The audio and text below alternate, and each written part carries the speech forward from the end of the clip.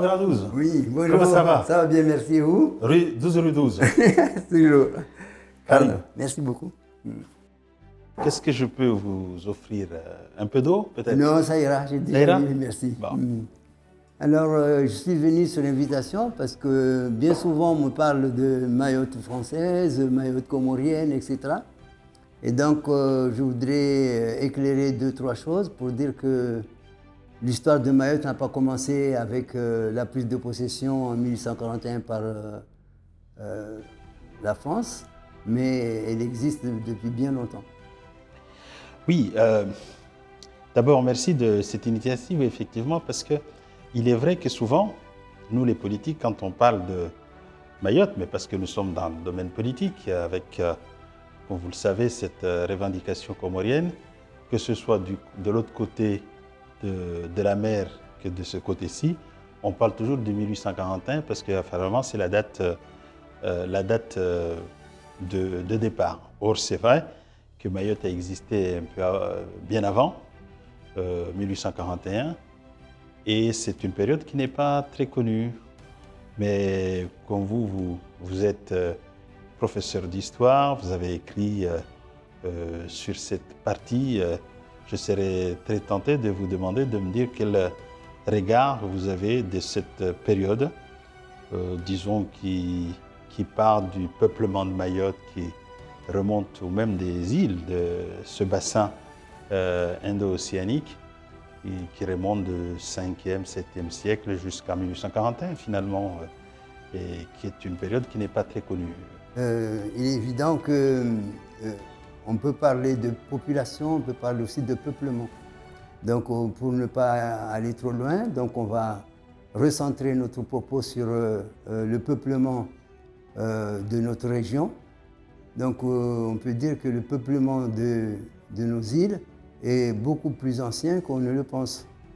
Et je voudrais citer en l'occurrence mon professeur d'histoire géo à l'université d'Orléans, qui est spécialiste de l'Antiquité, qui avait posé la question suivante: Madagascar a-t-elle connu l'Antiquité? Donc quand on dit Madagascar, ça veut dire aussi tout ce qu'il y a autour, forcément. Donc ça veut dire, est-ce que nous, les îles de la Lune, avons connu l'Antiquité ou pas? Donc la réponse qu'il a donnée est que ça n'a pas pu se faire avant le IVe siècle. Donc tout au plus entre le 5e et le 6e siècle pour Madagascar, parce que les traces humaines qu'on a trouvées ne sont pas parlantes. Et l'archéologie récente n'a pas encore révélé la réalité de ce que fut le peuplement de Madagascar en l'occurrence.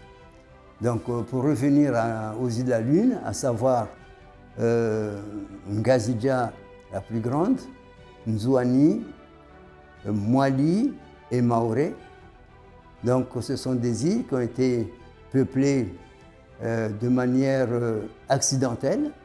Donc les premiers peuples, les premières populations, les premiers migrants sont arrivés de manière accidentelle, et par la suite, il y a eu des migrations organisées puisque la voie avait été ouverte. Donc on pense que ça a dû se produire à partir du 7e siècle, peut-être avant, mais on n'a pas de traces. Mais au 7e siècle, on sait déjà que des populations sont venues.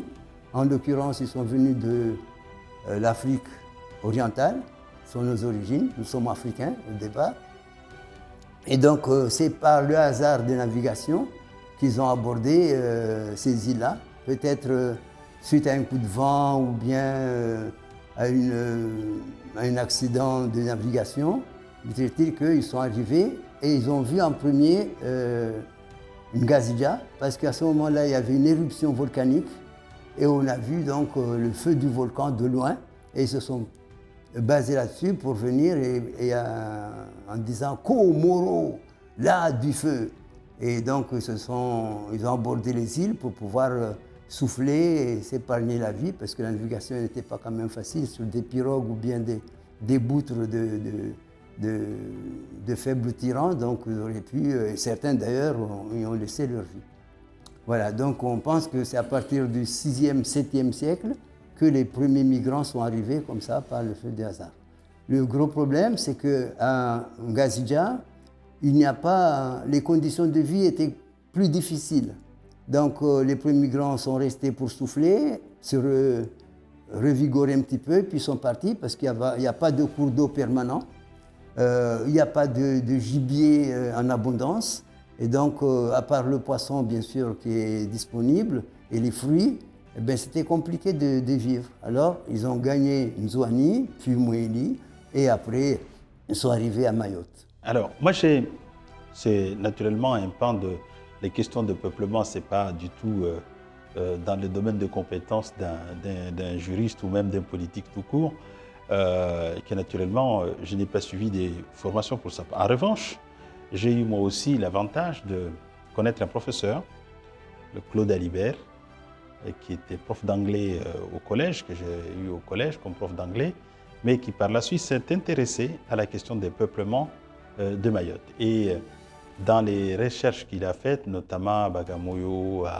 à Dembéni, avant Dembéni, juste avant, il y avait Ajangwa aussi, Kungu, Tsingoni, qui seraient les premiers territoires de peuplement. Et en tout cas les études les conclusions des études qu'il a faites, d'autres également, montrent que au fond, le peuplement de Mayotte s'est fait le situer effectivement entre le 7e et le 9e siècle. Et donc ça, c'est des choses qui sont datées à travers les éléments, bon, je ne saurais les détailler, mais que surtout, les peuplements sont de deux origines.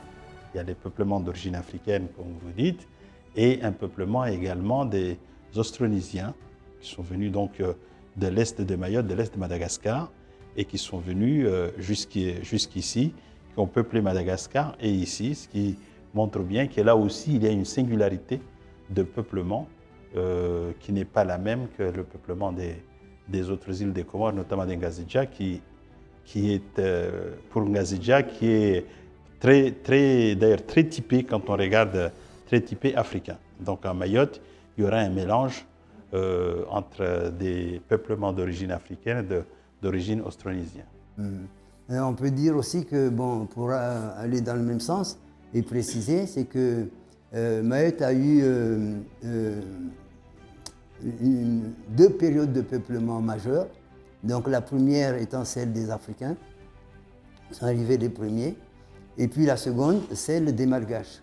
Alors celle des Malgaches a été plutôt marquée par des événements un peu plus guerriers, hein, parce que dans un premier temps, les Malgaches avaient monté des opérations de razzia sur les îles de la Lune, et éventuellement même, ils sont allés jusqu'à la côte orientale d'Afrique pour aller razzier quelques îles ou quelques villages. Mais c'est surtout Mayotte qui a connu les razzias les plus régulières et les plus violentes. Donc parce que ces Malgaches téméraires, ces navigateurs téméraires, montaient sur des barques monoxyles, c'est-à-dire des pirogues sans balancier, et ils pouvaient aller traverser la partie occidentale. Ils venaient donc de la côte occidentale de Madagascar, disons à peu près entre Diego et Majinga. Et ensuite, ils mettaient le cap sur les îles. Ils connaissaient déjà la navigation avec les outils traditionnels, la lune, les étoiles, etc., etc. Et ils choisissaient les périodes qui étaient les plus favorables pour venir. Et ils attendaient les périodes les plus favorables pour repartir. C'est-à-dire, il y avait une saison pour venir et l'autre saison pour repartir, en fonction des courants, en fonction des vents qui portaient. Donc là, ces razzias ont fini par permettre à certains Malgaches de se fixer. Et c'est comme ça que les villages malgaches sont nés à Mayotte à la suite des razzias. En tout cas, ce que vous dites là est très intéressant parce qu'elle démontre à loisir qu'en réalité, quand on nous parle de peuple commun ou de peuplement commun, ce n'est pas si évident que ça. On disait, et d'ailleurs, quand on regarde, vous allez en Grande Comore, vous n'avez pas des villages malgaches. À Anjouan, pareil. À Moélie, pareil. Alors, ce qui est étonnant et frappant, c'est qu'à Moélie, il y a eu même le dernier sultan, Ramane Taka, c'était malgache. Or, à Moélie, il n'y a personne qui parle malgache. En revanche, à Mayotte, vous le dites si bien, il y a des villages entiers, notamment vers le nord, nord-ouest, jusqu'au sud. Au sud, vous avez... Et de ce que je sais également, c'est que pendant très longtemps, donc entre le 7e siècle de peuplement jusqu'à 1840, non, jusqu'à 1804, 1806, le sultan de Mayotte était nommé par le sultan d'Oman, notamment par son représentant à Zanzibar. Il se trouve que le dernier sultan qui a été nommé, donc venu d'Oman, qui était nommé ici, a été tué par un de ses, comment on appelle ça, de ses sujets, puisqu'ils avaient des sujets. Et il a été tué, il a pris le pouvoir, et puis après, le pouvoir n'est plus jamais revenu aux gens d'Oman, mais c'était des Mahorais qui étaient là, qui se faisaient la guerre, se transmettaient, et petit à petit, on a créé le sultanat avec... voilà. Et c'est ce qui est allé jusqu'au dernier sultan qui s'est fait débarquer par Ndian Soul, qui lui-même a cédé le territoire. Mais là aussi où c'est intéressant, parce qu'on nous le dit souvent et nos jeunes ne le savent pas, mais Mayotte était anjouanaise. Je crois que là aussi, vous savez, à Bouéni, c'est un point que vous connaissez mieux, sans doute, il y avait le monde d'Andianavi. Et Andianavi, c'était un malgache. Andianavi était un malgache qui est venu, et c'est Ramane Taka qui l'avait placé dans Andianavi là. Et lorsque Ndian Soul lui faisait la guerre, parce qu'il devait se faire la guerre, on va faire vite, Andianavi est enfermé là-bas, entouré, pris en, comment on appelle, il y a eu un blocus d'Ndian Soul contre Andianavi, et c'est Ramane Taka qui est venu libérer Andianavi, qui a débarqué Ndian Soul, qui lui est parti se réfugier en Anjouan, puis aidé par Abdallah Ier, il est venu débarquer le sultan qui était ici, ainsi de suite, ça allait comme ça, et finalement Abdallah installe comme son représentant.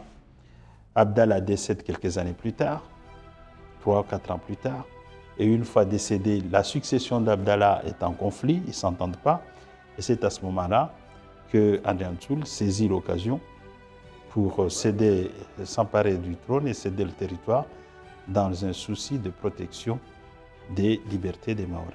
Et donc, encore une fois, on voit bien un peuplement séparé, différent, même s'il peut y avoir des origines communes, mais avec des origines diversifiées s'agissant de Mayotte, et des guerres pour refuser d'être colonisé par notamment le sultan d'Anjouan, et une cession du territoire par Ndian Soul, justement, qui est un négrier et qui faisait les razzias, comme vous le disiez si bien. Les Malgaches étaient des grands négriers, faisaient des grands razzias et qui écumaient l'ensemble de l'archipel. Ils revendaient leur prise aux Européens, qui étaient friands d'esclaves à cette époque-là, puisque la côte orientale était un peu moins exploitée par rapport à la côte occidentale, où le produit se raréfiait, donc devenait plus cher. Donc on venait chercher du côté de Mozambique, du côté de Sofala, du côté des îles aussi, Madagascar en l'occurrence, et les Comores aussi. Et les pauvres airs qui étaient pris étaient dirigés vers l'Amérique du Sud, en l'occurrence le Brésil. Voilà. Mais il y a un élément important qu'il faut bien avoir en tête, c'est qu'aujourd'hui on parle beaucoup, et j'entends souvent certains, oui, Mayotte comorienne, Mayotte sera comorienne à jamais. Ça n'a jamais existé. Chaque île était indépendante. Chaque île était un sultanat indépendant par rapport aux 3 autres.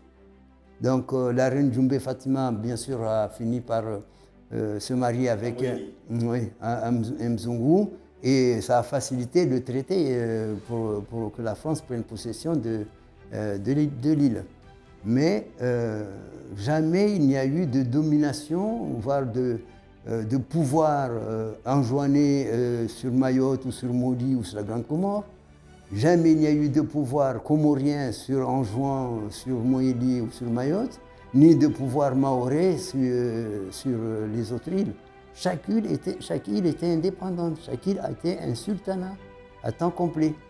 C'est la, comment dirais-je, la thèse développée par Urbain Forec dans son magnifique ouvrage L'archipel des sultans batailleurs, qui décrit effectivement tout ça avec brio. Et effectivement, Djoumbé Fatima épouse un Européen, et nous sommes en 1886-1887, lorsqu'effectivement elle cède, ou elle confie le protectorat donc, à la France, comme elle le fera ensuite pour Anjouan. Oui, je suis tout à fait d'accord qu'il n'y a jamais eu une entité unique pour l'ensemble des 4 îles. Mais chaque île constituait une unité propre. Tout à fait. Et donc, pour aller un peu plus loin, lorsque la France prend possession de Mayotte en 1841, forcément, elle jette un petit coup d'œil à côté si elle peut grappiller, comme on dit, entre guillemets. Donc, effectivement, ce qui va se passer par la suite, mais il faudra attendre 50 ans. 50 ans, 1841, 1895. Au Congrès de Berlin, les Européens se partagent le reste du monde et la France obtient officiellement d'occuper les trois autres îles. Donc, les 3 autres îles vont être déclarées protectorat français. Les 3 autres îles, c'est-à-dire Moélie, Anjouan et la Grande Comore, rattachées à Mayotte, puisque Mayotte était la colonie principale depuis 1841. Et Mayotte était déjà érigée en colonie tout de suite, mais pas en protectorat. Donc les autres ont été attachés. Et après, il faudra attendre en 1912 pour que les 3 îles détachées... Comme quoi tout ramène à 12. Oui, c'est pas fait exprès. Les 3 îles qui étaient protectorats, qui dépendaient donc de Mayotte, soient rattachées avec Mayotte à Madagascar pour faire la colonie Madagascar et dépendance, 1912. Et dépendance, c'est-à-dire que les 4 îles de la Lune deviennent dépendance de Madagascar sous contrôle français. Voilà. Donc, pour aller un peu plus loin, il faudra attendre 1946, après la Deuxième Guerre mondiale, pour qu'on nous demande de choisir un statut. C'est-à-dire les 4 îles choisissent le statut de TOM, territoire d'outre-mer, parce que certainement on n'était pas prêt pour l'indépendance, on n'avait pas les reins solides pour prendre l'indépendance, ou bien voire même pour devenir département d'outre-mer. Et donc les politiques ont choisi le statut de TOM, et à partir de là, les choses ont commencé à mal aller. Je voudrais que, si possible, que vous reveniez sur la généalogie des sultans. Je disais qu'en 1806, le dernier sultan nommé par le sultan d'Oman a subi un coup d'État. Il a été tué, renversé par un de ses sujets, un de ses esclaves. Il l'a renversé, il a pris le pouvoir. Et puis ensuite, on est allé jusqu'à le dernier sultan, avant Andrianzoul, puisque on sait aussi que le sultan Andrianzoul a renversé. Ça aussi, c'est une histoire assez étonnante. Andrianzoul a fait le Fadira, je ne sais plus, une tradition d'échange de sang. La famille de sang, on se coupe, on change les sangs, donc on devient famille, comme si on était frères de même père et même mère. Avec le père du dernier sultan. Celui-ci décède alors que le dernier sultan est encore mineur, donc il bénéficiera des protections. Il est installé et Andrianzoul est poursuivi notamment dans la région de Bouéni à Majinga. Il vient se réfugier ici. Une fois que s'est réfugié ici, comme le Mahorais, je crois que c'est quelque chose que nous avons dans nos gènes, est toujours naïf, il lui a dit « Je reste à Dzaoudi, mais on peut comprendre à l'époque, question de sécurité, de protection, et moi je vous laisse la région de Msapere ». Donc André Antil se voit confier la responsabilité d'assurer, de gérer Msapere, où il y avait les exploitations de chèvres, de vaches, en fait, de bétail et tout ça. Et André Antil, petit à petit, le sultan, je crois que c'est Manamad, ou je ne sais plus c'est lequel, il reçoit des plaintes comme quoi les Malgaches, qui sont des guerriers, qui aiment les questions de violence, viennent leur voler leur cheptel et ainsi de suite. Donc il y a des plaintes qui sont faites. Et le sultan de Mayotte se rapproche de Manamadi en disant qu'il faut contrôler vos hommes. Et André Antil saisit l'occasion pour faire un coup d'État et renverser le sultan de Mayotte. Mais ce que je voulais savoir, est-ce que vous avez dans l'idée, en tête, la généalogie des sultans? À peu près, non. Donc ça, c'est une question effectivement qui reviendra aux jeunes intellos que nous fabriquons dans nos lycées et dans nos universités, de faire les recherches pour établir, parce que c'est important, quel est le sultan qui a renversé le dernier sultan nommé par Oman et qui a pris le pouvoir, en fait un Mahorais qui a dit bon ça suffit, nous prenons ce territoire est à nous. Ensuite, comment s'est transmis le pouvoir jusqu'à arriver donc au dernier sultan avant André Antil. Je ne peux pas prétendre avoir la généalogie des descendants ou des remplaçants entre guillemets à la tête du sultanat de Mayotte, n'ayant pas eu l'occasion moi-même de travailler là-dessus. Mais il faut savoir effectivement que lorsque André Antil arrive à Mayotte, c'est à la suite de la conquête de Madagascar par la reine Rana Valamna, qui va étendre progressivement son pouvoir depuis Tananarive jusqu'à l'ensemble de l'île. Et donc les roitelets de région, certains se sont soumis et d'autres résistaient. En particulier Radama, le père de André Antil, roi donc, de Majinga, du Bouéni et donc capitale Mahajanga, qui avait signé un traité avec le sultan de Mayotte, un traité de protection mutuelle, comme quoi s'il arrive quelque chose à l'un, eh bien l'autre volerait à son secours. Mais c'était déjà quelque chose qu'il avait en tête, qu'il avait senti, qu'il allait perdre le pouvoir. Mais comme il était vieux, donc il s'est dit, je vais épargner mon fils en l'envoyant à Mayotte à ma place. Et c'est comme ça que André Antil est arrivé à Mayotte, avec une petite armée, avec des fusils, alors que les Mahorais n'utilisaient pas de fusils, mais à la limite, c'était des chombeaux pour aller cultiver. Et du coup, avec cette puissance de feu, entre guillemets, ben, ils ont réussi à renverser, puisqu'ils ont tué le sultan en exercice. Et ils prennent le pouvoir. Mais pour terminer, André Antil n'était pas du tout aimé de la population mahoraise, parce que d'un, ce n'était pas un musulman, hein, et de deux, c'était un usurpateur. Donc il a senti que le vent avait tourné, à un moment donné il a senti que le vent avait tourné, c'est ce qui explique le fait qu'il ait vendu Mayotte et des conditions un peu plus financières, et puis épargner sa femme et ses enfants qui seront envoyés en métropole pour vivre le restant de leur vie. Mais il sentit que le pouvoir lui échappait d'une manière ou d'une autre. Donc il a préféré monnayer. Oui, surtout qu'il savait que, comme effectivement il n'était pas musulman, mais il a changé de nom.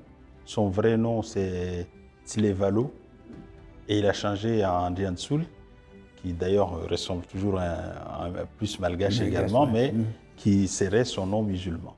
Mais il y a un autre sujet sur lequel j'aurais aimé que, éventuellement, si vous avez une information là-dessus, de m'éclairer, c'est vous savez, il y a eu le roi ou le sultan de Mzamboro, de Tsingoni ou de... au-dessus de Tsunzu, comment ça s'appelle? Kwale. Kwale.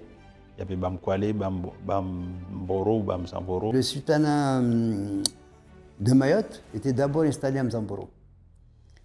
Et après, il y a eu un mariage organisé entre le fils du sultan d'Anjouan et la fille du sultan de Mayotte. Donc de ces mariages, il y a eu un descendant qui, lorsqu'il est arrivé à maturité et qui voulait donc prendre le pouvoir, il a été écarté par sa famille d'Anjouan, par quelqu'un de sa famille d'Anjouan, qui revendiquait la succession du sultanat de Mayotte. S'appelait Salim, je ne me souviens plus si c'est Salim II ou bien Salim III, mais je crois que c'est Salim II. Et du coup, les Mahorais ont dit non. Les Mahorais ont dit non, ils ont dit, chez nous, ici à Mayotte, la tradition veut que c'est la femme qui... On hérite de sa femme, de la femme. Qui transmet... la transmission héréditaire, c'est ce qu'on appelle la matriarcat. Nous sommes une société matriarcale.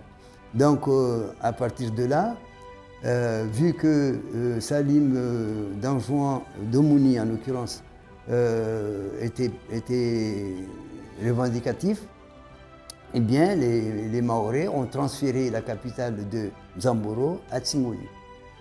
Voilà. Et après, bien sûr, la descendance s'est réorganisée, et puis par la suite, jusqu'à arriver à Mawanamadi. Donc, les prétentions de Domoni sur Mayotte ont été stoppées net. On peut dire aujourd'hui qu'il ne remonte pas, il ne date pas d'aujourd'hui, il date de toujours, mais sans aucun titre. Il n'y a pas eu de transmission, donc ça ne peut pas être considéré comme un pouvoir légitime. Donc on peut dire que Mayotte n'a jamais été ni anjouanaise, ni comorienne. Ni comorienne, ni mohélienne d'ailleurs. Ni mohélienne, et inversement. Et donc, encore moins malgache, malgré la présence très forte d'une communauté malgache qui s'est étoffée au fur et à mesure. D'ailleurs, Madagascar ne le revendique pas. Et on voit bien que sur cette zone, seul Mayotte a cette spécificité linguistique d'avoir deux langues sur son territoire et qui coexistent et qui n'ont jamais posé problème. Le Kibushi, le Mouchi et le Maoré sont tous deux à égalité, au même titre l'un que l'autre, des Maorés. Et ça, effectivement, on ne le rencontre qu'à Mayotte. Et à ce jour, il n'y a jamais eu de bagarre entre Bouchiphone et Maoréphone.